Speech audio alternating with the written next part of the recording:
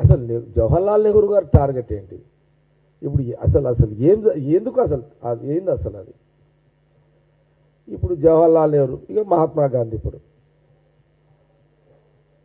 మహాత్మా గాంధీ ఏ రకమైన శాంతియుత సత్యాగ్రహ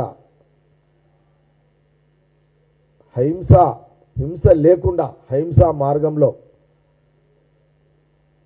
దేశ ప్రజలకు ఎక్కడ ప్రాణాలు పోకుండా, దేశ ప్రజలు బలిగాకుండా, దేశ ప్రజల కుటుంబాలు బలిగాకుండా, దేశంలో ఏ వ్యక్తి మరణించకుండా స్వతంత్ర ఉద్యమంలో అనేక జాగ్రత్తలు మహాత్మా గాంధీ గారు తీసుకొని ఆ రోజు నడుం బిగించి వారు సత్యాగ్రహ వారైతే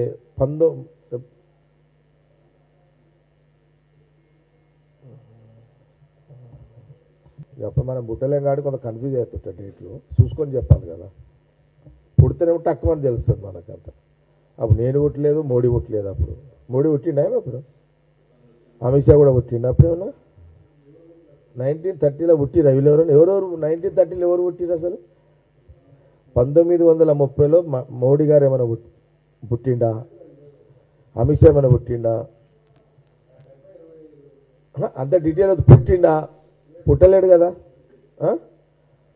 1913లో అప్పుడు మహాత్మా గాంధీ గారు స్వాతంత్ర ఉద్యమ సత్యాగ్రహ పోరాటము 1930 సంవత్సరంలో మొదలుపెట్టాడు. ప్రధానమంత్రి మోడీ గారు పుట్టలేదు, అమిత్ షా పుట్టలేడు.